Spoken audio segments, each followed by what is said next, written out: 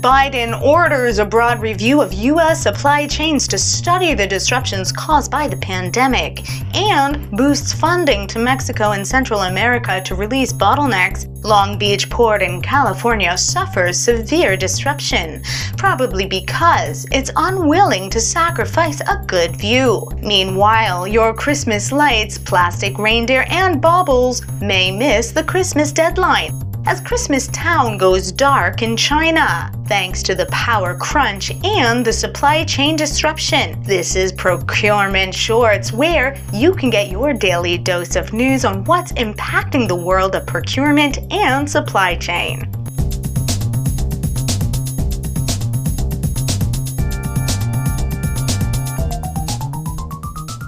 The Long Beach port in California and the Los Angeles port, about 2 miles away, handle about 40% of container traffic in the U.S.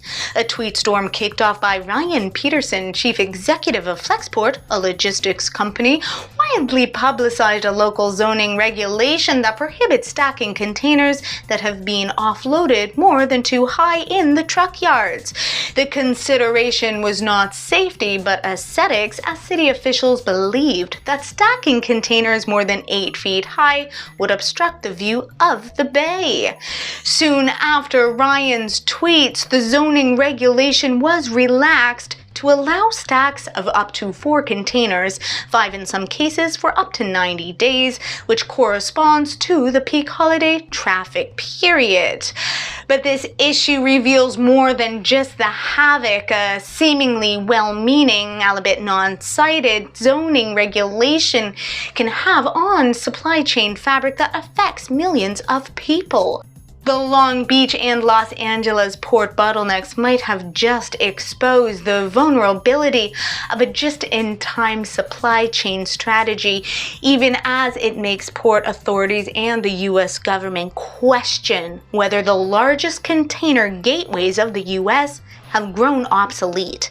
Now that is a view worth worrying about. The American Trucking Association warned in a report issued last week that the driver shortage has hit a historic high of over 80,000 drivers. This number is set to surpass 160,000 by 2030.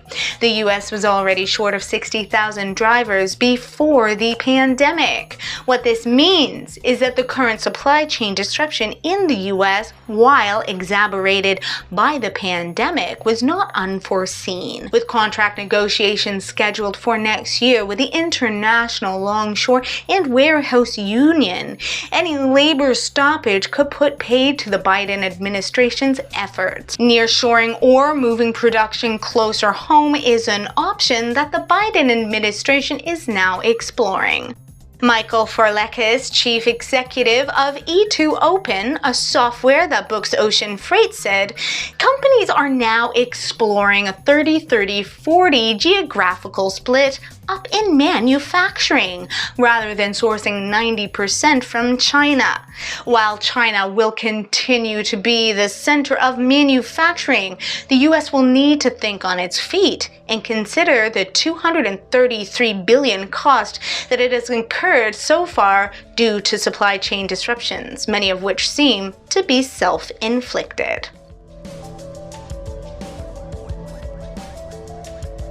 As the power crisis in China continues to wreak havoc in its already stressed global manufacturing arena, the city of Yiwu is on a hunt for generators to power the thousands of factories manufacturing Christmas paraphernalia.